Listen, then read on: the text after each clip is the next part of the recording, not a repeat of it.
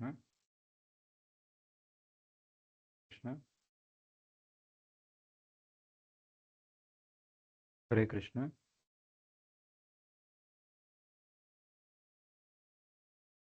कृष्ण कृष्ण कृष्ण हरे हरे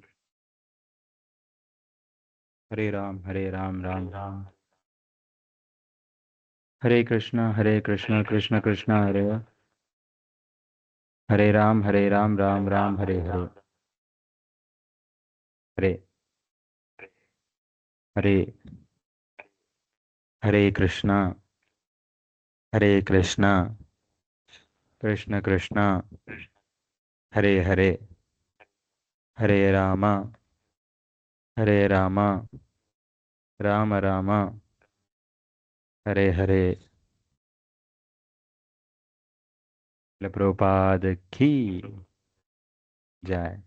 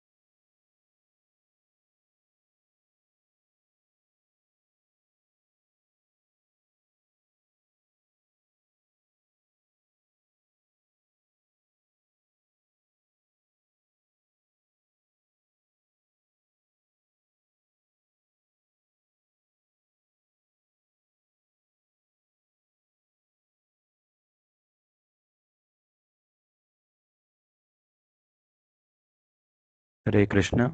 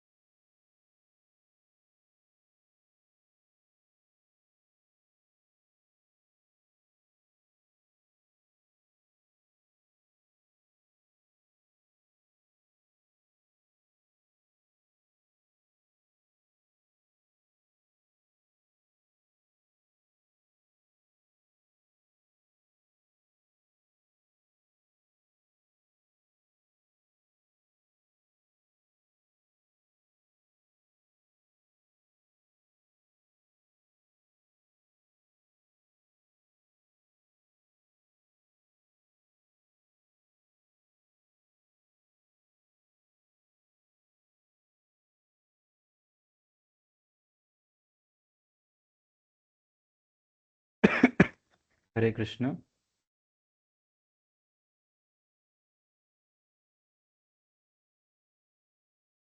హరే కృష్ణ. హరే కృష్ణ. ఈరోజు రీడింగ్ సెషన్కి స్వాగతం. ఓం అజ్ఞానతిమిరాంధస్య జ్ఞానాంజనశలాకయా చక్షురున్మిళితం येन తస్మై శ్రీగురవే నమః. నమ ఓం విష్ణుపాదాయ కృష్ణప్రేష్ఠాయ భూతలే శ్రీమతే భక్తివేదాంత స్వామిన్ ఇతి నామినే. నమస్తే సారస్వతే దేవే గౌరవాణి ప్రచారిణే నిర్విశేష శూన్యవాది పాశ్చాత్యదేశతారిణి. జయ శ్రీకృష్ణ చైతన్య ప్రభు నిత్యానంద శ్రీ అద్వైత గదాధర శ్రీవాసాది గౌరభక్తవృంద. హరే కృష్ణ కృష్ణ కృష్ణ హరే హరే హరే రామ రామ రామ హరే హరే. సో జనన మరణాలకు అతీతంగా 4వ అధ్యాయంలో ఉన్నాం మనము. సో 4వ అధ్యాయంలో లాస్ట్ క్లాసెస్లో అంతా మనం ఏం చూసామంటే, లాస్ట్ 2 క్లాసెస్ నుంచి ఈ 4th చాప్టర్ స్టార్ట్ చేసాం. విశ్వానికి అతీతంగా ఉన్న ఆకాశం అధ్యాయం పేరు. ఇక్కడ మనం ఎందుకు గొప్ప గొప్ప యోగులు మునులు పైలోకాలకు అంటే సత్యలోకం, స్వర్గలోకం, జనలోకం, మహర్లోకం ఈ లోకాలకు వెళ్ళాలని తప్పిస్తుంటారు అని మనం అర్థం చేసుకున్నాం. ఎందుకంటే అక్కడ ఆయుష్ సహస్రయుగ పర్యంతం అహర్యద్ బ్రహ్మణో విదుహు. ఫర్ ఎగ్జాంపుల్, బ్రహ్మకున్న ఆయుష్ సహస్రయుగ పర్యంతం, ఒక్కరోజే ఆయనకు 1000 మహాయుగాలు, అలా రాత్రి కూడా. సో అలా 1 మంత్ 1 ఇయర్ అలా 100 సంవత్సరాలు బ్రహ్మ ఆ టైం ప్రకారం అక్కడ జీవిస్తాడు. సో గొప్ప గొప్ప యోగులు ధ్యానం చేసి మళ్ళీ అష్టాంగ యోగ విధాన ప్రాసెస్ ఫాలో చేసి ఓమిత్యేకాక్షరం బ్రహ్మ వ్యాహరం మాం అనుస్మరన్ మనం అన్ని డిస్కస్ చేసుకున్నాం. ఆ ప్రాసెస్ ఫాలో అయ్యి వాళ్ళు అక్కడ వెళ్ళాలని అనుకుంటారు. సో అక్కడికి వెళ్తే వాళ్ళకు ఉన్న జీవితం చాలా సంవత్సరాలు ఎక్కువ అవుతుంది. సో తర్వాత మనం ఏం డిస్కస్ చేసుకున్నాం, కానీ కృష్ణ ఏం చెప్తాడు భగవద్గీతలో, ఆ బ్రహ్మభువనాల్లోక పునరావర్తిన అర్జున. నువ్వు ఎక్కడికి వెళ్ళినా మళ్ళీ ఇక్కడికి రాక తప్పదు. అక్కడ సుఖాలన్నీ అనుభవించి నీ పుణ్యమంతా అనుభవించి మళ్ళీ ఇక్కడికి వస్తావు. కానీ ఇంకొకటి, అక్కడ ఉన్న కానీ ఆ లోకాల్లో ఉన్నా కానీ ఈ జన్మ మృత్యు జరా వ్యాధి నుంచి నువ్వు బయటికి రాలేవు. సో ఇదంతా మనం డిస్కస్ చేస్తాం. పరస్తస్మాత్ భావన్యో వ్యక్తో వ్యక్తాత్ సనాతన. ఎలా అయితే ఇన్ని లోకాలు ఉన్నాయో ఇంకొక లోకం ఉంది, అది పరస్తస్మాత్ భావన్యో, ఇంకొక లోకం. ఆ లోకంలో జన్మ మృత్యు జరా వ్యాధి ఇవి ఉండవు. అది భౌతిక ఆకాశానికి వెలుపల ఉంటుంది. అది ఆధ్యాత్మిక ఆకాశం.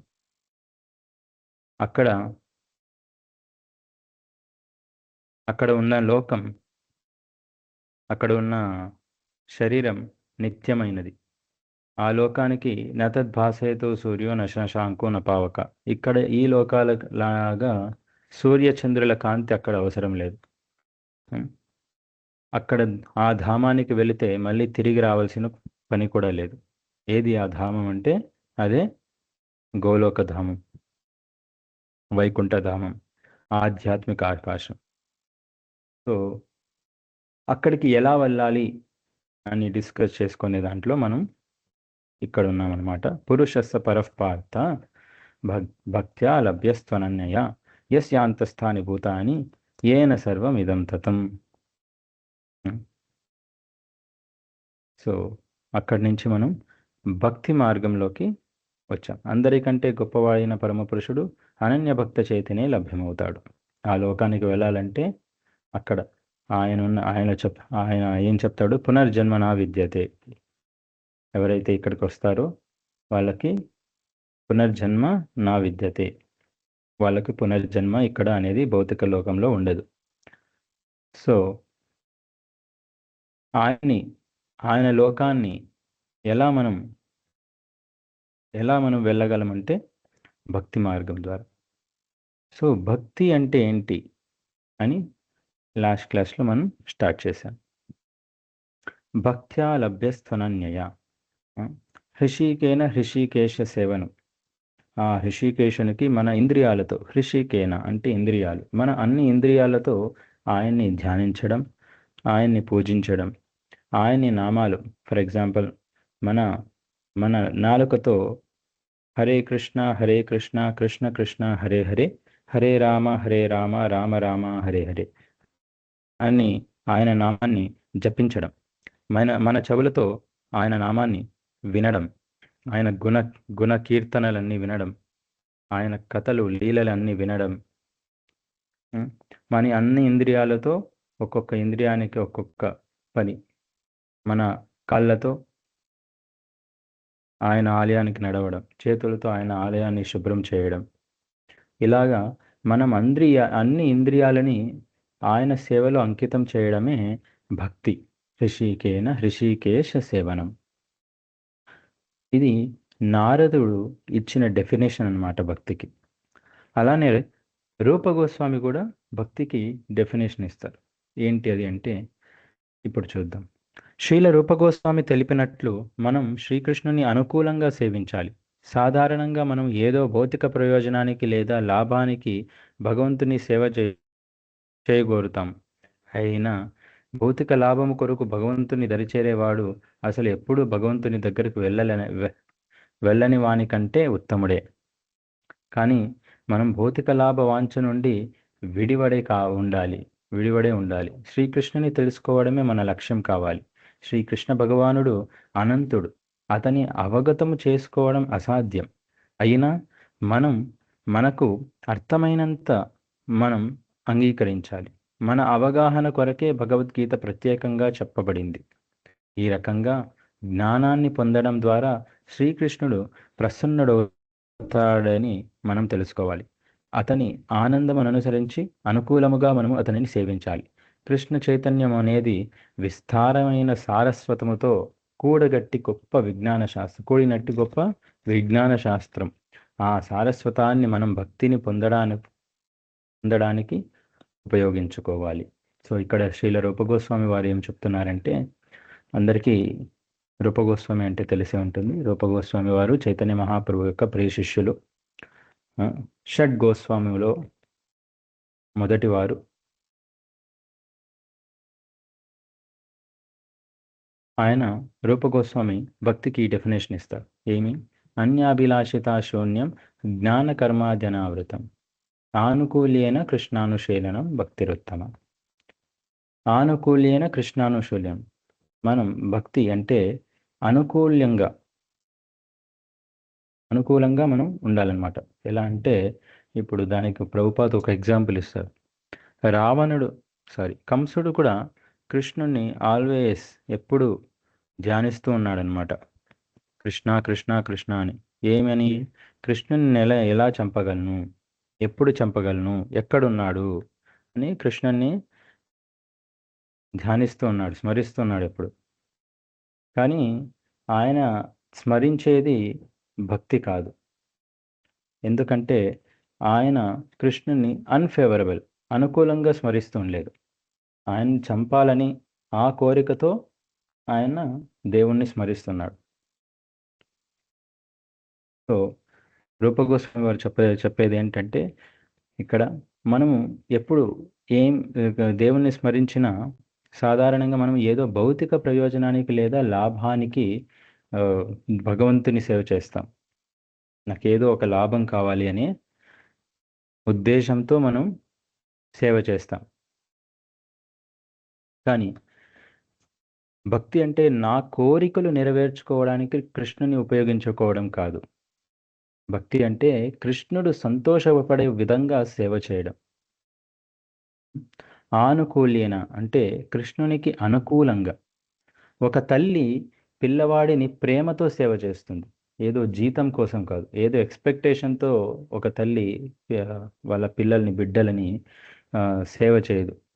ఆమె కుకింగ్ చేసినా కానీ, వంట చేసినా కానీ, వాళ్ళకు ఏదైనా సేవ చేసిన రోజంతా ఏదో జీతం కోసం సేవ చేయదు. ఒక తల్లి పిల్లవాళ్ళకి ప్రేమతో సేవ చేస్తుంది. అలానే భక్తుడు కూడా కృష్ణుని ప్రేమతో సేవ చేయాలి. ఉం. సాధారణంగా మనుషులు ఎప్పుడు దేవుని దగ్గరికి వస్తారంటే డబ్బు కావాల్సినప్పుడు, ఆరోగ్యం కావాల్సినప్పుడు, ఉద్యోగం, కష్టాలు పోవడానికి, ఆ, ఆ, ఇలా వాళ్ళు దేవుని దగ్గరికి వస్తారన్నమాట. కానీ ఇది ప్రారంభ స్థాయి మాత్రమే. ఇది కూడా మంచిదే, ఎందుకంటే కనీసం వాళ్ళు దేవుణ్ణి ఆశ్రయిస్తున్నారు. ఉం. భగవద్గీతలో కృష్ణ ఈ శ్లోకం చెప్తారు. చతుర్విధా భజంతే మాం జనాసు కృతినో అర్జున. ఉం. చతుర్విధా భజంతే మాం జనాసు కృతినో అర్జున, ఆర్తో అర్థార్థి జిజ్ఞాసి జ్ఞాని చ భరతర్షభ అంటారు. 7వ అధ్యాయంలో చెప్తారు ఈ శ్లోకం. సో ఆయన రెండు రకాల మనుషుల గురించి చెప్తారు. చతుర్విధ భజంతే మేము 4 రకాల మనుషులు ఎవరైతే నన్ను ఆరాధిస్తారో, అయితే నన్ను ద్వేషిస్తారు. 7వ అధ్యాయంలో 16వ శ్లోకం. ఎవరెవరు? ఆర్తో జిజ్ఞాసురర్థార్థి జ్ఞానీచ భరతర్షభ. ఆర్తో ఎవరికైతే ఇలా కోరికలు కావాలనుకునేవారు, డబ్బు కావాలనుకునేవారు, వాళ్ళు కోరికలను తీరాలనుకునేవారు, వాళ్ళు దేవుళ్ళ దగ్గరకు వస్తారు. మళ్ళీ జిజ్ఞాసురు. ఆర్తో అంటే ఎవరైతే వాళ్ళకి కష్టాలు ఉంటే వాళ్ళు దేవుని దగ్గర ఉంటారు. జిజ్ఞాసురు అంటే ఎవరైతే వాళ్ళు నేనెవరు అనే జిజ్ఞాస పెట్టుకున్న వాళ్ళు దేవుని దగ్గరికి వస్తారు. అర్థార్థి అంటే డబ్బు కావాలనుకున్న వాళ్ళు దేవుని దగ్గరికి వస్తారు. అలానే జ్ఞానీచ భరతర్షభ. జ్ఞాని ఎవరైతే చాలా జ్ఞానం కావాలనుకునే వాళ్ళు దేవుని దగ్గరికి వస్తారు. మళ్ళీ భగవద్గీతలో కృష్ణుడే అంటారు, బహూనాం జన్మనాం అంతే జ్ఞానవాన్ మాం ప్రపద్యతే. ఎన్నో జన్మల తర్వాత బుద్ధిమంతులు మాం ప్రపద్యతే, నా శరణు వేరుకుంటారు. ఇది గమనించుకోవాల్సిన విషయం. సో అందుకే ఇక్కడ చెప్తున్నారు రూపగోస్వామి, శ్రీకృష్ణుని తెలుసుకోవడం మన లక్ష్యం కావాలి. ఆయన శ్రీకృష్ణ భగవానుడు అనంతుడు, అతన్ని అవగౌతం చేసుకోవడం అసాధ్యం. ఆయన లీలలు, ఆయన నామాలు, గుణాలు ఆయన్ని అర్థం చేసుకోవడం అసాధ్యం. కానీ మనకి ఎంత అర్థమైందో అంత మనం అంగీకరించాలి, అలానే ముందుకు పోవాలి. అందుకనే శ్రీకృష్ణుడు ఆయన ఎవరు అని చెప్పడానికి భగవద్గీత మనకి ఇచ్చాడనమాట. ఆ జ్ఞానాన్ని మనకి ఇచ్చాడు. సో మనం రోజు భగవద్గీత అనేది చదివి మనం అర్థం చేసుకోవడానికి ప్రయత్నించాలి. అది మన జీవితంలో ఎలా మనకు తోడ్పడగలదు, ఆయన ఇన్స్ట్రక్షన్స్ ఎలా మనం భక్తి మార్గంలో ముందుకెళ్ళచ్చు. ప్రభుపాద్ క్లాసెస్ ద్వారా మనం ఇవన్నీ తెలుసుకొని భక్తి మార్గంలో ముందుకు వెళ్ళాలి. నెక్స్ట్, పురుషస్స పరహ. ఆధ్యాత్మిక ఆకాశములో భగవంతుడు పరమ పురుషునిలాగా ఉపస్థితుడై ఉంటాడు. అక్కడ అసంఖ్యాకరమైన స్వప్రకాశ లోకాలు ఉంటాయి. వాటిలోని ప్రతి దానిలో శ్రీకృష్ణుని ఒక విస్తారము నెలకొని ఉంటుంది. ఆ విస్తారాలు చతుర్భుజములను కలిగి అసంఖ్యాకమైన నామాలను కలిగి ఉంటాయి. వారందరూ పురుషులే గాని నిరాకారులు కాదు. ఆ పురుషులను భక్తి ద్వారానే దరిచేరవచ్చును. కానీ అంతమాడము, జ్ఞానము లేదా మానసిక కల్పనము లేదా దేహ కసరత్తుల ద్వారా కాదు. కామ్యకర్మ పట్టినట్టి భక్తి ద్వారానే అది సాధ్యపడుతుంది.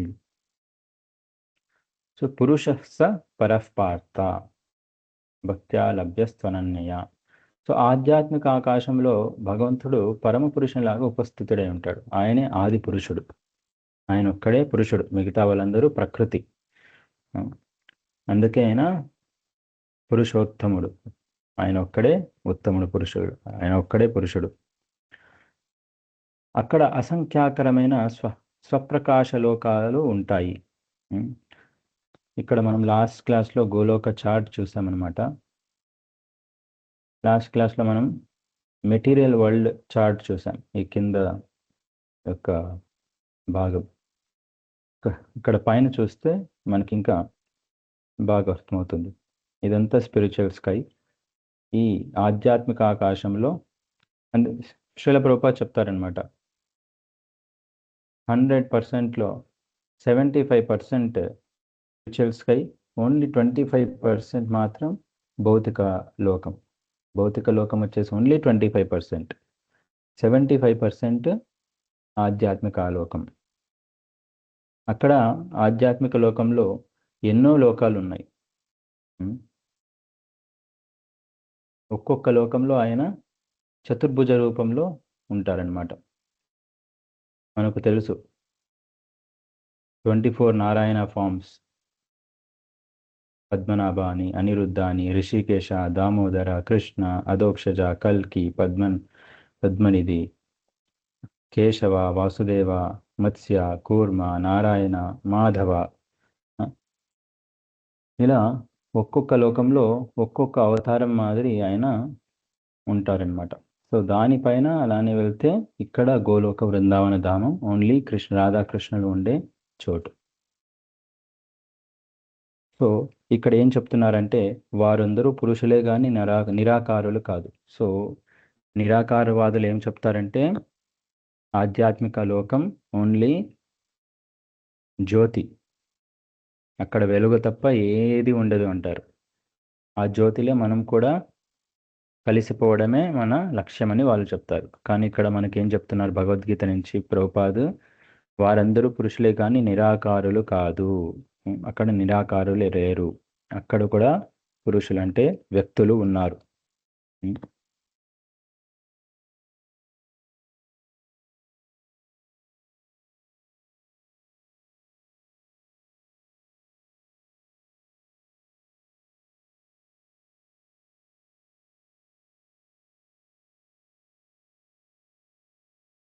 సో నెక్స్ట్, పురుష అంటే పరమ పురుషుడు. ఎటువంటి వాడు? యస్యాంతస్థాని భూతాని ఏన సర్వమిదం తతం. ప్రతి జీవుడు ప్రతిదీ అతనిలోనే నిలిచి ఉన్నది, అయినా అతడు వాటి బయట కూడా ఉన్నాడు, సర్వవ్యాప్తి అయి ఉన్నాడు. ఇది ఎట్లా సాధ్యపడుతుంది? అతడు సూర్యుని వంటివాడు. సూర్యుడు ఒకే చోట నిలిచి ఉన్నా తన కిరణాల ద్వారా సర్వత్రా నెలకొని ఉంటాడు. ఇక్కడ ఏం చెప్తున్నారంటే పురుషస్య యస్యాంత స్థాని భూతాని ఏన సర్వం ఇదంతం. యస్య అంత స్థాని భూతాని, ఆయన ప్రతి జీవుడు ప్రతిదీ అతనిలోనే నిలిచి ఉంది. అన్ని కృష్ణలోనే ఉన్నాయి, కానీ ఆయన బయట కూడా ఉన్నాడు, లోపల కూడా ఉన్నాడు, సర్వవ్యాప్తి అయి ఉన్నాడు. ఇది ఎట్లా సాధ్యపడుతుందంటే ఒక ఎగ్జాంపుల్ ఇస్తున్నారు, సూర్యుని ఎగ్జాంపుల్. సూర్యుడు ఒకే చోట నిలిచి ఉన్న తన కిరణాల ద్వారా సర్వత్రా నెలకొని ఉంటాడు. సూర్యుడు అక్కడ ఉన్నా కానీ పైన ఆయన కిరణాల ద్వారా మన రూమ్లో కూడా ఆయన రాగలడు. అలా మన ఇంట్లో కూడా రాగలడు సూర్యుడు ఆయన కిరణాల ద్వారా. సో అలానే భగవంతుడు కూడా ఆయన గోలోకధామంలో ఉన్నా కూడా ఆయన ఆయన శక్తి ద్వారా, ఎలా అయితే సూర్యకాంతి అనేది సూర్యుని యొక్క శక్తి, కృష్ణుడు గోలోకధామంలో ఉన్న ఆయన శక్తి ద్వారా ఆయన సర్వత్రా అన్ని చోట్ల ఉన్నారనమాట. అలాగే అతడు తన శక్తులకు అభిన్నుడు. సూర్యరశ్మి సూర్యుడు అభిన్నమైనట్లే భగవంతుడు తన శక్తులకు అభిన్నుడు. దీని అర్థం ఏంటి ఇక్కడ? ఇప్పుడు మీ ఇంట్లోకి సూర్యకిరణాలు వచ్చాయంటే మనం ఏమంటాం? సూర్యుడు వచ్చేసాడు. కానీ సూర్యకిరణాలు సూర్యుడు కాదు, సూర్యుని యొక్క శక్తి మాత్రమే. అర్థమవుతుంది అనుకుంటా. సూర్యకిరణాలు సూర్యుని యొక్క శక్తి మాత్రమే, సూర్యుడు కాదు. కానీ సూర్యుడు లేడంటే ఆ సూర్యకిరణాలు లేవు. ఇంకొక ఎగ్జాంపుల్ ఇస్తాను. మీరు ఒక మొబైల్ తీసుకొని దాంట్లో మీ వాయిస్ రికార్డ్ చేసుకోండి, ఏదైనా మాట్లాడి అది ఎవరికైనా పంపించండి. సో ఆ వాయిస్ రికార్డర్ ఓపెన్ చేసి వాళ్ళు మీ వాయిస్ అనేది వింటారు. మీ వాయిస్ వినగానే వాళ్ళు ఏం రికగ్నైజ్ చేస్తారు? అది మీరు అని రికగ్నైజ్ చేస్తారు. ఉం? కానీ ఆ వాయిస్ రికార్డర్లో మీ శక్తి మాత్రమే ఉంది, మీరు లేరు. కానీ మీరు లేరంటే ఆ శక్తి లేదు. అలానే సూర్యుడు లేదంటే సూర్యుని కిరణాలు లేవు. కానీ సూర్యుని కిరణాలు ఇంట్లోకి వచ్చినప్పుడు మనం ఏమంటాం? ఓ సూర్యుడు వచ్చేసినాడు అంటాం. కానీ సూర్యుడు రాలేదు, సూర్యుని కిరణాలు మాత్రమే వచ్చాయి. కానీ సూర్యుడు లేడంటే సూర్యుడి కిరణాలు కూడా లేవు. అలా అని కృష్ణుడు అన్ని చోట్ల ఉన్నాడు. ఎలా? తన శక్తి ద్వారా ఆయన ఆ, తన శక్తి ద్వారా ఆయన అన్ని చోట్లు ఉన్నాడనమాట. ఉం. కానీ కృష్ణ శక్తి, కృష్ణుడు రెండు వేరు వేరే. సైమల్టేనియస్లీ వన్ అండ్ డిఫరెంట్ అంటారు. అచింత్యాభేద అభేద. అచింత్యాభేద అభేద తత్వం. మన తత్వం ఏంటి? కృష్ణ కాన్షియస్నెస్ ఇస్కాన్ యొక్క తత్వం ఏంటి? అచింత్య భేద అభేద. Simultaneously one and different. సైమల్టేనియస్గా వాళ్ళు ఆ, సూర్యుడు అనేవాడు లోపల ఉన్నాడు, రూమ్లోకి వచ్చారు. కానీ ఆయన శక్తి ద్వారా వచ్చాడు, సూర్యుడే రాలేదు. సో అదే అచింత్య భేద తత్వం అంటే.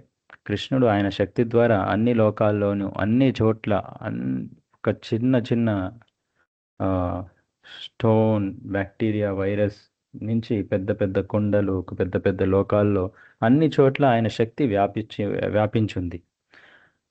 అన్ సో దాని మీనింగ్ ఏంటి? అన్ని చోట్ల ఆయన ఉన్నాడు తన శక్తి ద్వారా. సో ఆయన పర్సనల్గా ఎక్కడున్నాడంటే ఆయన ధామంలో, గోలోక బృందావనం. సో శ్రీకృష్ణుడు తన శక్తులకు అభిన్నుడు కనుక భక్తిలో పురోగమించినప్పుడు మనం ఆ దేవదేవుని సర్వత్రా చూడగలుగుతాము. ప్రేమాంజునచ్చరిత భక్తి విలోచనేన సంతః సదైవ హృదయేషు విలోకయంతి. కనులకు ప్రేమాంజనాన్ని అలదుకొనిన విశుద్ధ భక్తులు ఎవ్వనిని సర్వదా తమ హృదయాలలో దర్శిస్తారో అటువంటి ఆదిపురుషుడైన గోవిందుని నేను భజిస్తాను. సో అన్ని చోట్ల ఉన్న ఆయనను ఎలా మనం చూడగలము? ఆయన శక్తి ద్వారా ఆయన ఈ జగత్తంతా వ్యాపించి ఉన్నాడు. సో మనం ఆయన్ని ఎలా చూడగలము అంటే ప్రేమాంజున రచ్చరిత భక్తి విలోచనేన. మనం ఈ నార్మల్ కళ్ళతో, మన మామూలు కళ్ళతో మనం ఆయన్ని చూడలేం, ఆస్వాదించలేం.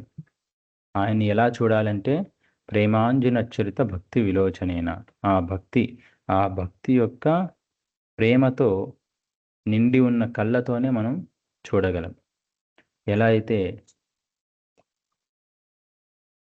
ప్రహ్లాద్ మహారాజు ఆయన కృష్ణుణ్ణి, వాసుదేవుణ్ణి అన్ని చోట్ల ఆయన చూశాడనమాట. కానీ హిరణ్యకశిపుడు చూడలేకపోయాడు. ఎందుకంటే ప్రహ్లాద్ మహారాజు యొక్క కళ్ళు, ఆయన హృదయం పూర్తిగా భక్తితో నిండి ఉండింది. ప్రేమాంజన చరిత భక్తి విలోచనైన ఆయన కళ్ళు ప్రేమ అనే ఆయింట్మెంట్తో నిండి ఉందన్నమాట. సో ఆ భక్తితో చూసినప్పుడే మనకి కృష్ణుడు కనిపిస్తాడు.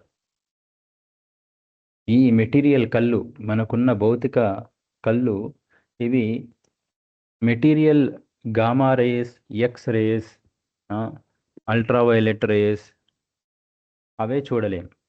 మనకున్న ఇంద్రియాలు చాలా లిమిటెడ్, మనం ఏది ఎక్కువ చూడలేం. ఫర్ ఎగ్జాంపుల్ బియాండ్ 20 డెసిబిల్స్ కంటే ఎక్కువ ఉన్న శబ్దాన్ని మనం వినలేం. సో అందుకే ఇంద్రియాలన్నీ ఇంపర్ఫెక్ట్ అంటారు. ఇంపర్ఫెక్ట్ అంటే అవి సరిలేదు. అన్నిటినీ మనం వినలేం, అన్ని శబ్దాలని మనం వినలేం, అన్నింటిని మనం చూడలేం.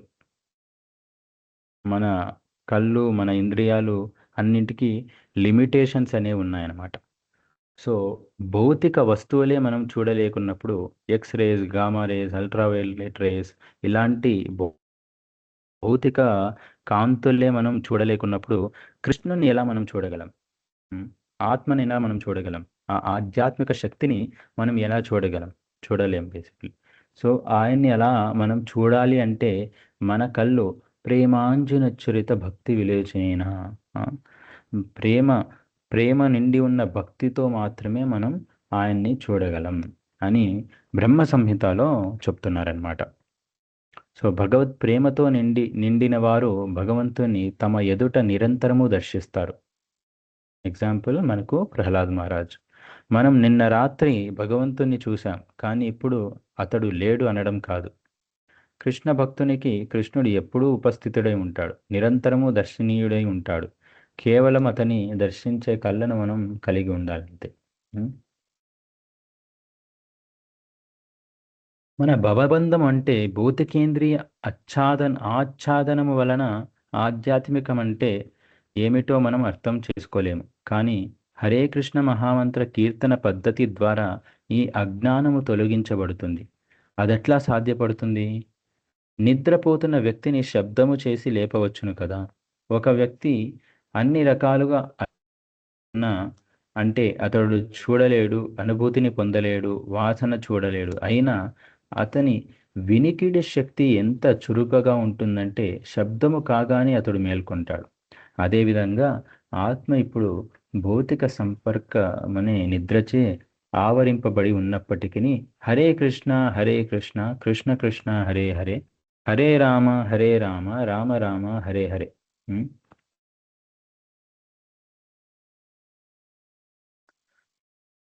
అనే దివ్య నాదముతో మేలుకోగలుగుతుంది. ఫర్ ఎగ్జాంపుల్ ఇక్కడ ఏం చెప్తున్నారంటే ఇప్పుడు మన ఇంద్రియాలు ఇంపర్ఫెక్ట్ అని మనకు అర్థమైంది. బియాండ్ 20 డెసిబెల్స్ మనం వినలేం, అన్ని శబ్దాలని మనం వినలేం, ఆ?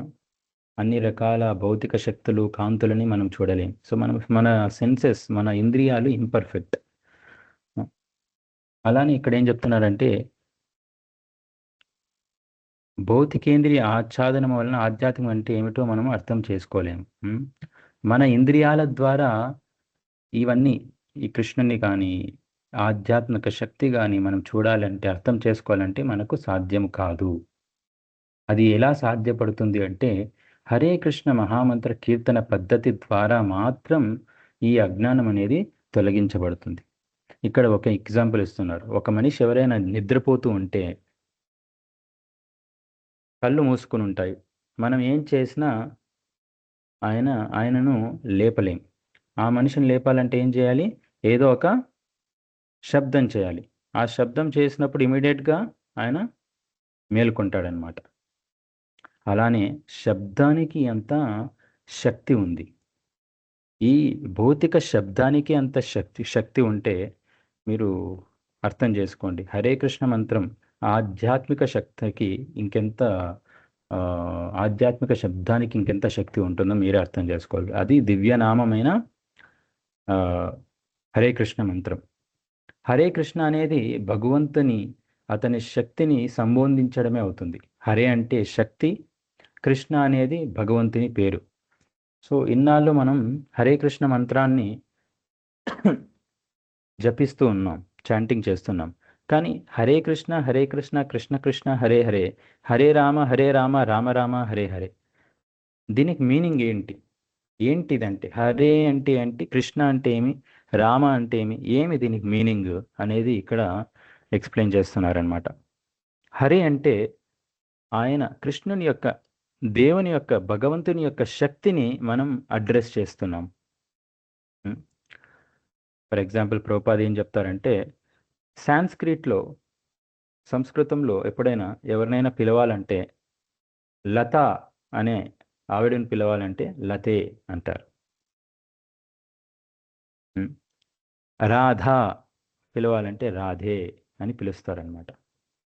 ఇది సంస్కృతం యొక్క వ్యాఖ్యానంలో ఉంటుంది. సో అలానే హర అంటే శక్తి, కృష్ణుని యొక్క శక్తి. అందుకే ఆ హర అనేది హరే అయ్యింది. హరే అంటే బేసికలీ రాధారాణి, కృష్ణుని యొక్క అంతరంగ శక్తి. కృష్ణ అంటే దేవుడు, కృష్ణుడు. మళ్ళీ రామ అంటే భగీరథ రామ, దాశరథ రామ, బలరామ. ఉమ్, చాలా రామ అంటే బేసిక్లీ ఆనందం. సో హరే అంటే కృష్ణుని యొక్క శక్తి, ఎనర్జీ. శక్తి ప్లస్ శక్తిమాన్. శక్తి అంటే హరే. ఇప్పుడు ఒక ఎగ్జాంపుల్ ఇచ్చాను కదా మీకు. మీ వాయిస్ రికార్డ్ చేసేటప్పుడు, రికార్డ్ చేసుకొని మీరు విన్నప్పుడు ఎప్పుడైనా ఆ వాయిస్ అనేది మీరు కాదు, మీ యొక్క శక్తి మాత్రమే. సైమల్టేనియస్లీ ఆ వాయిస్, మీరు మీరు లేకుంటే ఆ శక్తి లేదు. సో ఏమవుతుందంటే మీరు శక్తిమాన్, ఆ వాయిస్ అనేది శక్తి. అర్థమైందా? అలానే కృష్ణ భగవంతుడు, భగవంతుని యొక్క శక్తి. రెండు సైమల్టేనియస్లీ సేమ్ అండ్ డిఫరెంట్. భగవంతుడు లేనిదే భగవంతుని యొక్క శక్తి లేదు.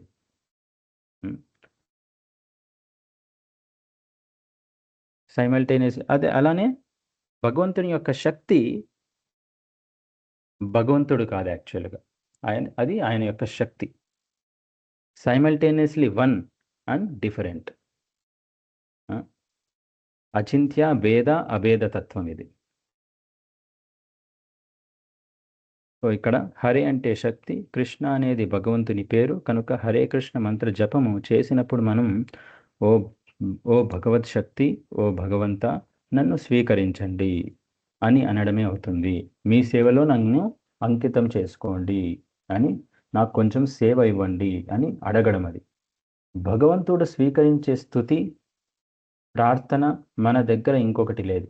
రోజు పొట్ట గడవడానికి ప్రార్థించడమే ప్రార్థించడం అనే ప్రశ్నే ఉండకూడదు. ఎందుకంటే భోజనం ఎలాగో లభిస్తుంది.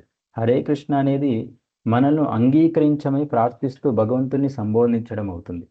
సాక్షాత్తుగా చైతన్య మహాప్రభువే ఈ విధంగా ప్రార్థించారు.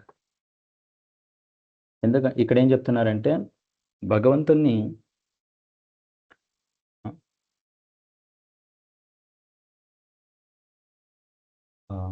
మనకు డైలీ నీడ్స్, బేసిక్ నీడ్స్ కోసం ప్రార్థించాల్సిన అవసరం లేదు. అది ఎలానో, ఎందుకంటే భోజనం ఎలాగో లభిస్తుంది. పెద్ద పెద్ద ఏనుగులకు ఎంత భోజనం కావాలి చెప్పండి, అడవుల్లో ఎంతో లభిస్తూ ఉంది వాళ్ళకి.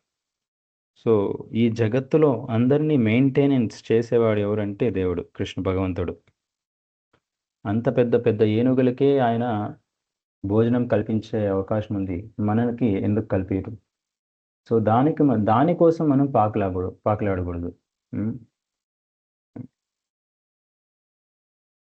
సో ఇక్కడ చైతన్య మహాప్రభు ఏమంటున్నారంటే అయినంద తనుజ కింకరం పతితం మా విషమే భవాంబుదో కృపయా తవ పాద పంకజ స్థితధూళి సదృశం విచింతయ. ఓ నందతనయ, నేను నీ నిత్య సేవకుడైన ఏదియో ఒక కారణంగా జన్మ మృత్యు సాగరంలో పడ్డాను కనుక ఈ భవసాగరం నుండి నన్ను ఉద్ధరించి నీ పాద పద్మముల చెంత ఒక రేణువుగా నిలుపుకోవాల్సింది అని శిక్షాష్టకంలో చైతన్య మహాప్రభు ఈ ప్రార్థన రాస్తారనమాట. సాగరంలో మధ్యలో పడిన వారికి ఎవరైనా వచ్చి లేవనెత్తడం ఒకటే ఆశగా మిగులుతుంది. పెద్ద ఓషన్లో, పెద్ద సముద్రంలో ఎవరైనా మధ్యలో పడిపోతే ఆయనకి ఎంత ఈత వచ్చినా కానీ ఆయన ఈదలేడనమాట. వాళ్ళు ఒడ్డుకు చేరుకోలేరు. దానికి ఏది అవకాశం ఉంది? అవకాశం ఒకటి. ఏమది? ఎవరైనా వచ్చి ఆ సాగరం నుంచి మధ్యలో పడిన వాడిని లేవనెత్తడం, అంతే. ఎవరైనా వచ్చి అతన్ని కొన్ని అడుగుల నీటి నుండి బయటకు లాగితే అది వెంటనే ఎంతో ఊరటను ఇస్తుంది. అదే రీతిగా ఏదో ఒక రకంగా మనం కృష్ణ చైతన్య పద్ధతి ద్వారా జన్మ మృత్యు సాగరం నుండి బయటపడితే వెంటనే ఊరటను పొందగలుగుతాము అని ఇది ఇక్కడ చెప్తున్నాను అనమాట.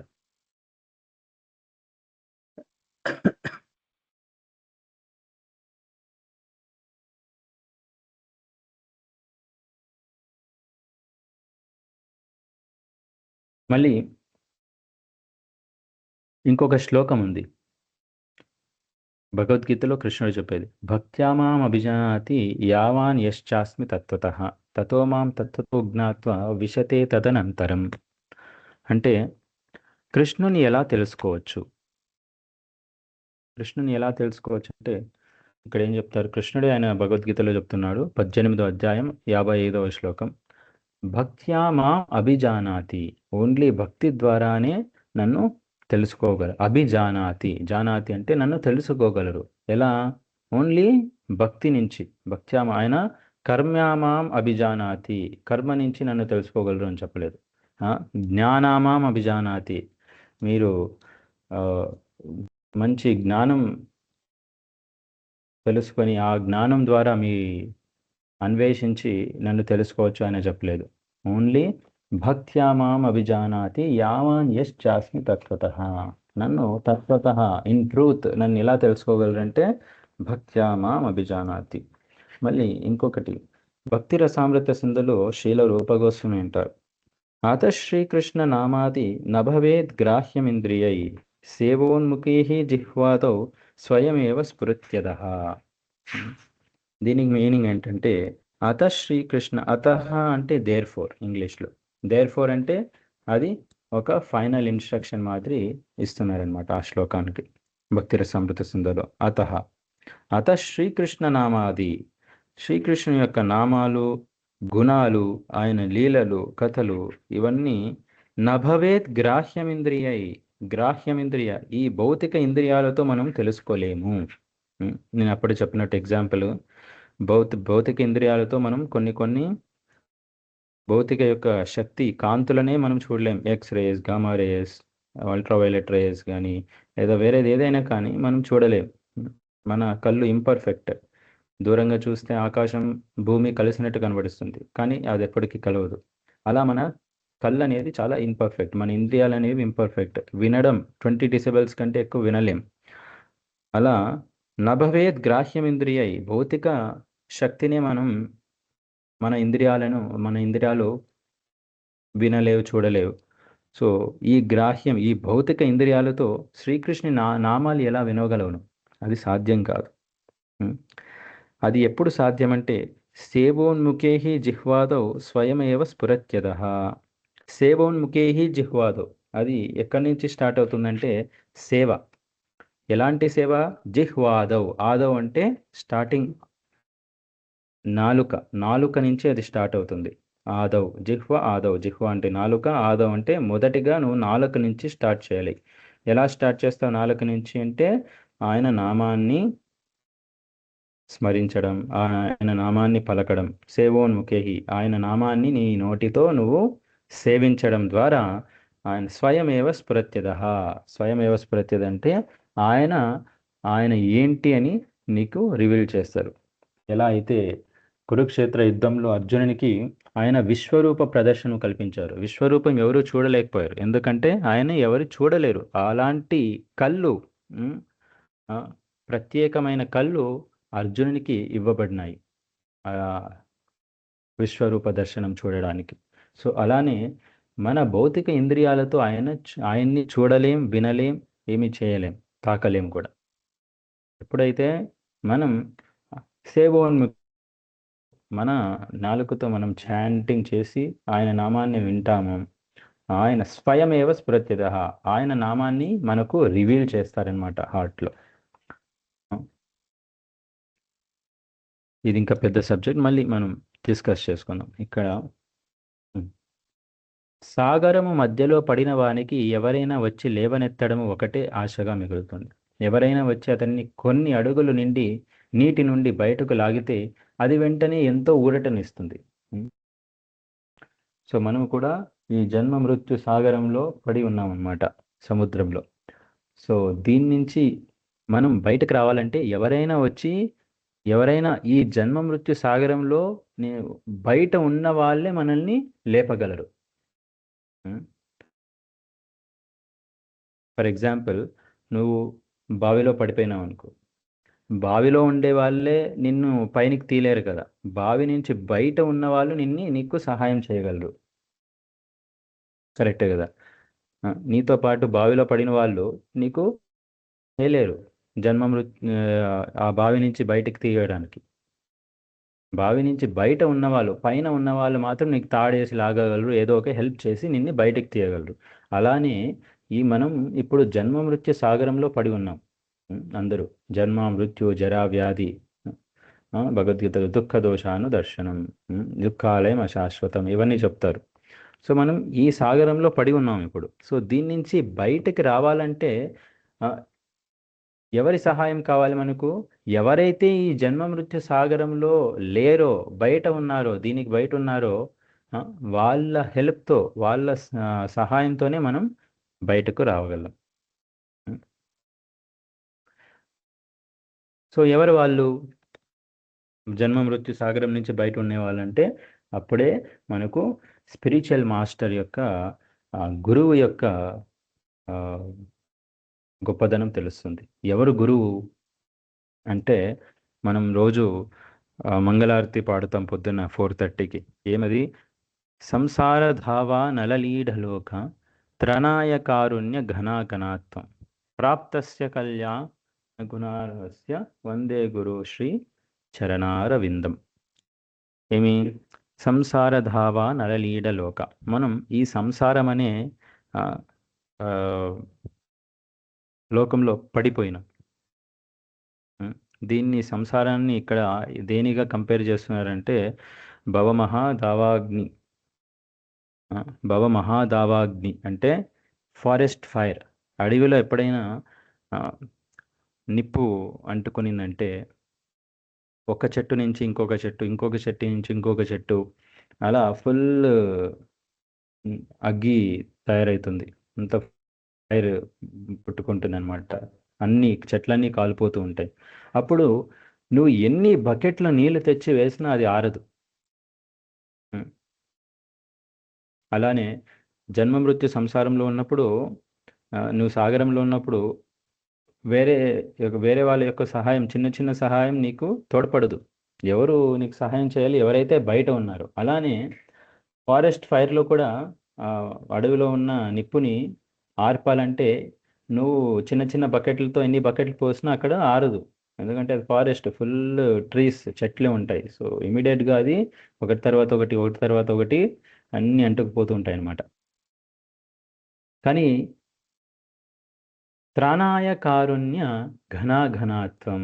ఘనాఘనాత్వం అంటే ఎప్పుడైతే వర్షం పడుతుందో, మేఘాల నుంచి వర్షం పడుతుందో, అక్కడ ఇమీడియట్గా ఆ నిప్ అనేది, ఆ ఫారెస్ట్ ఫైర్ అనేది ఆరిపోతుంది. భవమహా దావాగ్ని నిర్వాపనం అనేది ఆరిపోతుంది.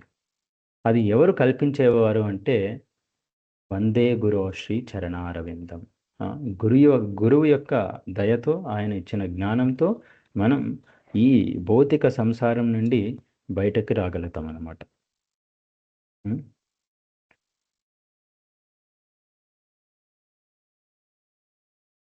భగవంతుని దివ్య స్వభావాన్ని, అతని నామ యశోకలాపాలను మనం తెలుసుకోలేకపోయినా, కృష్ణ చైతన్యంలో సుస్థిరులమైతే ఆ దేవదేవుడే తనను వెల్లడి చేసుకుంటాడు. స్వీయ యత్నముతో మనం భగవంతుణ్ణి చూడలేం, కానీ యోగ్యతను సంపాదిస్తే స్వయంగా భగవంతుడే తనను వెల్లడి చేసుకుంటాడు. అప్పుడు మనం అతన్ని చూడగలుగుతాం. తన ముందుకు వచ్చి నాట్యం చేయమని ఎవరు భగవంతుణ్ణి ఆదేశించలేరు. కానీ మనం ఏ విధంగా పని చేయాలంటే, శ్రీకృష్ణునే ప్రసన్నుడై మన ముందు స్వయంగా ప్రకటము కావాలి. ఇక్కడ ఒక క్వశ్చన్ వస్తుంది చూడండి. సామాన్య మానవులంతా మనకి ఒక క్వశ్చన్ వేస్తుంటారు. Does God exist? దేవుడు అంటే చూపియండి. నాస్తికులు, దేవుడు అంటే నాకు చూపియండి, ఎక్కడ దేవుడు, నాకైతే కనపడలేదు అని అంటారనమాట. కానీ మనం ఏం అర్థం చేసుకోవాలి ఇక్కడ అంటే, ఫర్ ఎగ్జాంపుల్, ఇది రాత్రి అనుకోండి, ఇప్పుడు రాత్రి. ఇప్పుడు నేను ఎవరినైనా అడుగుతాను, సూర్యుడు లేడు అని చెప్తాను. సూర్యుడు ఉంటే చూపియండి, ఎక్కడున్నాడు? సూర్యుడు లేడు. కరెక్టా ఇది ఇలా అడగడం? సూర్యుడు ఇప్పుడు నీకు కనపడడు, ఎందుకంటే ఇది రాత్రి. అలాని సూర్యుడు లేడు అని మనం చెప్పలేం. సూర్యుడు ఉన్నాడు, కానీ నీకు పేషెన్స్ ఉండాలి చూడడానికి. ఎప్పుడైతే పగలవుతుందో సూర్యుడు ఆటోమేటిక్గా నీకు కనిపిస్తాడు. సో మనం అలా ఆర్డర్స్ చేయలేమన్నమాట. ఎప్పుడు నీకు కావాల్సినప్పుడు దేవుణ్ణి చూడాలంటే చూపి అంటే చూపిలేరు. దానికి ఏం కావాలి? ప్రేమాంజన రచితర భక్తి విలోచన, ప్రేమతో నిండిన భక్తి. ఆ కళ్ళతోనే మనం దేవుణ్ణి చూడగలం, ఆస్వాదించగలం. దీనిలో శ్రీల ప్రభుపాద ఒక కథ చెప్తారనమాట. ఒకసారి నారదముని లోకాలన్నీ తిరుగుతూ ఉన్నప్పుడు ఈ భూలోకానికి ఒకసారి వస్తారనమాట. ఈ భూలోకానికి వచ్చి వెళ్తూ ఉండగా ఒక బ్రాహ్మణుడు ఆ నారదమునిని చూస్తాడు. చూసి పలకరించి నారద మహర్షిని ప్రార్థన చేసి నారదమునిని అడుగుతారనమాట. నారదముని, మీరు ఇప్పుడు ఎక్కడికి వెళ్తున్నారు అని. నారదముని చెప్తారు, నేను ఇక్కడి నుంచి నేరుగా వైకుంఠానికి వెళ్తున్నాను, నారాయణని చూడడానికి వెళ్తున్నాను. ఓకే, మీరు వైకుంఠానికి వెళ్తున్నారు కదా, నారాయణని చూడడానికి. ఆయన్ని అడిగి ఒకసారి నా ఆ, ముక్తి ఎప్పుడు లభిస్తుందో, నాకు ఈ జీవితం, ఈ శరీరం నుంచి ముక్తి ఎప్పుడు లభిస్తుందో ఒకసారి అడిగి నాకు చెప్పగలరా అని నారదుని ఆ బ్రాహ్మణుడు అడుగుతాడనమాట. సరే, నారదు ఒప్పుకుంటాడు. సో నారదుడు వెళ్తూ వెళ్తూ వెళ్తూ దగ్గరలోనే ఒక చెట్టు కింద ఒక చెప్పులు కుట్టుకునే ఆ, మనిషి ఉంటారనమాట, ఒక వ్యక్తి. సో ఆయన దగ్గర ఆగి అప్పుడు ఆయన కూడా, ఆ చెప్పులు కుట్టుకునే వ్యక్తి కూడా నారదునికి నమస్కారాలు ప్రార్థనలు చేసి నారదుని మళ్ళీ సేమ్ ప్రశ్న అడుగుతారు. ఆయన కూడా ఏమి, నారద మహర్షి మీరు ఎక్కడికి వెళ్తున్నారు? వైకుంఠానికి వెళ్తున్నారు. సో ఆయన వచ్చేసి, ఓ వైకుంఠానికి వెళ్తున్నారు, ఆయన నారాయణ, ఆ భగవంతుని నారాయణ అడిగి నాకు ముక్తి ఎప్పుడు లభిస్తుందో చెప్పగలరా, తెలుసుకోగలరా అని అడుగుతారు. సరే అని చెప్పేసి నారదుడు వెళ్తాడనమాట. వెళ్తూ వెళ్తూ అన్ని లోకాలు విజిట్ చేసి ఆయన వైకుంఠధామానికి, నారాయణుడు ఉన్న చోటుకు వెళ్తాడు. అప్పుడు ఆయన నారాయణను అడుగుతాడనమాట, ఓ నారాయణ వాసుదేవ, నేను వస్తూ వస్తూ ఈ వైకుంఠానికి వస్తున్నప్పుడు భూలోకానికి వెళ్ళాను. అక్కడ ఒక బ్రాహ్మణుడు మళ్ళీ ఒక చెప్పులు కుట్టుకునేవాడు, ఇద్దరు నన్ను ఈ క్వశ్చన్స్ అడిగాడు, వాళ్ళకి ముక్తి ఎప్పుడు ప్రసాదిస్తుందో చెప్పగలవా అని. సో నారాయణ ఏమంటారంటే దానికి, ఆ, ఈ ఈ చెప్పులు కుట్టుకునేవాడు ఈ ఈ జీవితం అవ్వగానే, ఈ యొక్క శరీరం విడిచగానే ఆయన నా ధామానికి వస్తాడు అని చెప్తాడు. బ్రాహ్మణుడు అంటే బ్రాహ్మణుడు ఆయనకి ఇంకా ఎన్ని సంవత్సరాలు, ఎన్ని జన్మలు అవుతుందో నాకు తెలియదు, ఇంకా చాలా జన్మలు ఆయన భూలోకంలోనే ఉండాల్సి వస్తుంది అంట. అప్పుడు నారదునికి ఆశ్చర్యం అవుతుంది. అరే, ఈ బ్రాహ్మణుడు డైలీ ఈయన వేద పాఠాలు, ఆ, శాస్త్రాలు అన్నీ చదువుతున్నాడు, అన్ని ఆ, పూజలు పురస్కారాలు అన్నీ చేస్తున్నాడు దేవునికి, కానీ ఇంకా ఎన్నో జన్మలు పడుతుంది ఈయన వచ్చేకి అని అడుగుతాడు అని చెప్తున్నాడు నారాయణుడు. కానీ ఇక్కడ చెప్పులు కుట్టుకునేవాడు అవన్నీ పూజలేం చేయడు పొద్దున్నే. ఈయన మాత్రం ఈ చెప్పులు కుట్టుకునేవాడు ఎలా వస్తాడు నా వైకుంఠధామానికి, ఇలా ఎలా చెప్తారు మీరు అని నారాయణని ప్రశ్నిస్తే, అప్పుడు నారాయణుడు వచ్చేసి, ఓకే, నీకు ఈ ఆన్సర్ కావాలంటే వాళ్ళ దగ్గరికి వెళ్ళి ఈ మాట చెప్పినప్పుడు ఇంకో మాట చెప్పు. నారాయణుడు ఏం చేస్తున్నాను అని వాళ్ళు అడిగినప్పుడు ఈ మాట చెప్పు, ఒక సూదిలో నుంచి ఒక పెద్ద ఏనుగుని అటుపక్క నుంచి ఇటుపక్కకి లాగుతున్నాడు అని చెప్పు. సో ఇలా ఆయన నారాయణుడు చెప్పమని చెప్తాడనమాట. సో నారదునికి అర్థం కాక ఆ, కిందకి వెళ్తాడనమాట, భూలోకానికి వస్తాడు. ఫస్ట్ ఆ బ్రాహ్మణుని దగ్గరికి వెళ్తాడనమాట. సో బ్రాహ్మణుడు నారద మునిని రిసీవ్ చేసుకొని ఆయనకి నమస్కారాలు పూజలు అన్నీ చేసి తర్వాత ఆయన ఈ ప్రశ్న అడుగుతాడు, మీరు కనుక్కున్నారా నారాయణతో, ఆ, నాకెప్పుడు ముక్తి కలుగుతుంది అని కనుక్కున్నారా అంటే నారద ముని వచ్చేసి, కనుక్కున్నాను అంటారు, కానీ చెప్పరు. ఇంకా చెప్తారు ఎన్నో జన్మలు పడుతుంది అని. మళ్ళీ ఇంకొకటి, ఏం చేస్తున్నా నారాయణుడు అని అడిగితే నారదము ఏం చెప్తాడంటే, నారాయణుడు ఒక సూది తీసుకొని, చిన్న సూది తీసుకొని ఆ సూది యొక్క రంధ్రంలో అటుపక్క నుంచి ఇటుపక్కకు ఒక పెద్ద ఏనుగుని లాగుతున్నాడు అని. అప్పుడు బ్రాహ్మణుడు ఏమంటాడంటే, ఓకే ఓకే, మీరు ప- అపహాస్యం చేయడానికి వచ్చారు నాతో. మీకు టైం పాస్ టైం పాస్ చేయడానికి నాతో ఆడుకుంటున్నారు మీరు. నేను ఇదంతా నమ్మను. సరే స్వామి వచ్చారు కదా అలానే వెళ్ళండి అని నారదుని పంపించేస్తాడనమాట. సో ఆయన నమ్మలేదు బ్రాహ్మణుడు. సో తర్వాత ఇమీడియట్గా ఆయన ఆ చెప్పులు కుట్టుకునేవాడు వెళ్తాడనమాట ఆయన దగ్గరికి. సో చెప్పులు కుట్టుకునేవాడు కూడా సేమ్ క్వశ్చన్స్ అడుగుతాడు. సో నారాయణ ఏం చేస్తున్నారంటే, అది నారాయణ ఇటుపక్క నుంచి అటుపక్కకు ఒక చిన్న సూర్యరంధ్రంలో ఒక పెద్ద ఏనుగుని అటుపక్క నుంచి ఇటుపక్కకి లాగుతున్నాడు. సో ఆ చెప్పులు కుట్టుకునేవాడు ఇమీడియట్గా ఆయనకు కళ్ళ నిండి నీళ్ళు వస్తాయన్నమాట. నా భగవంతుడు, నా కృష్ణుడు, నా నారాయణుడు ఏమైనా చేయగలడు. ఆ, ఏమైనా చేయగలడు. ఆయన సర్వాంతర్యామి, ఆయన స్వరాట్, ఆయన ఏదైనా అస్- అసమర్థవు, ఏదైనా సాధించగలడు, ఏమైనా చేయగలడు. అప్పుడు నారదుడు ఒక ప్రశ్న వేస్తాడు, నువ్వు ఇది నమ్ముతున్నావా అని. చెప్పులు కుట్టుకో, ఎస్ నమ్ముతున్నాను స్వామి, మీరే చెప్తున్నారు, నమ్ముతున్నాను స్వామి, ఎందుకు ఎందుకు ఈ ప్రశ్న అడుగుతున్నా అంటే, ఇది ఇది నువ్వు ఎలా నమ్మగలవు అంటే, ఆయన అప్పుడు చెప్పులు కుట్టుకునేవాడు ఆయన చెప్తాడనమాట. చూడండి స్వామి, నేను ఈ పెద్ద చెట్టు కింద, ఆ, ఈ పెద్ద అశ్వత్థమాను, అశ్వత్థ చెట్టు కింద నేను కూర్చున్నాను ఇక్కడ, చెప్పులు కుట్టుకుంటున్నాను. ఆ, ఇక్కడ చాలా చాలా కిందకు ఓ, పళ్ళు రాలుతున్నాయి, పండ్లు, ఆ, విత్తనాలు విత్తనాలు రాలుతున్నాయి పైన నుంచి.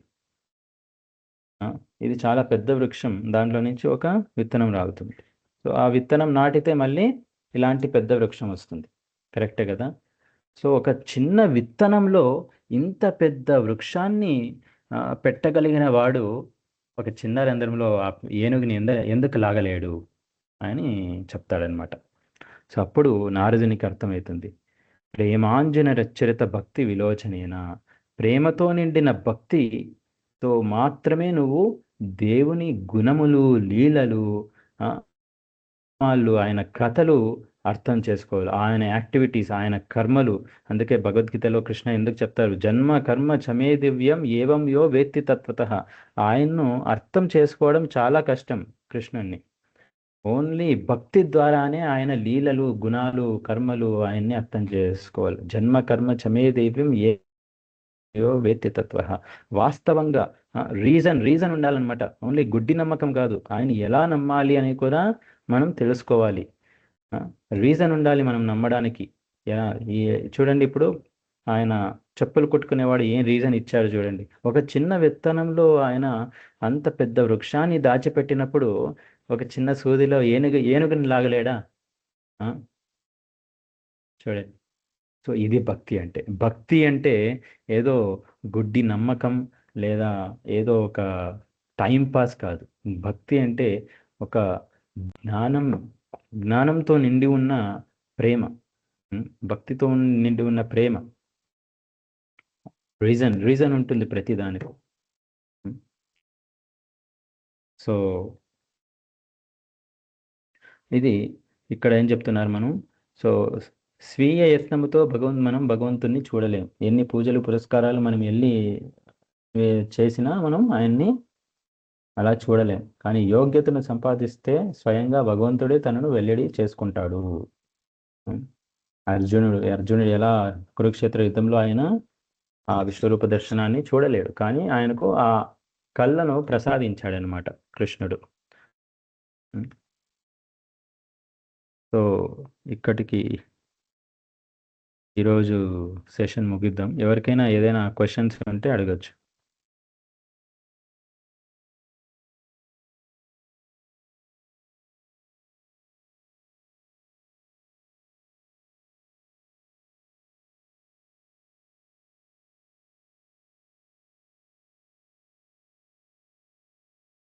హరే కృష్ణ హరే కృష్ణ కృష్ణ కృష్ణ హరే హరే, హరే రామ రామ రామ హరే హరే.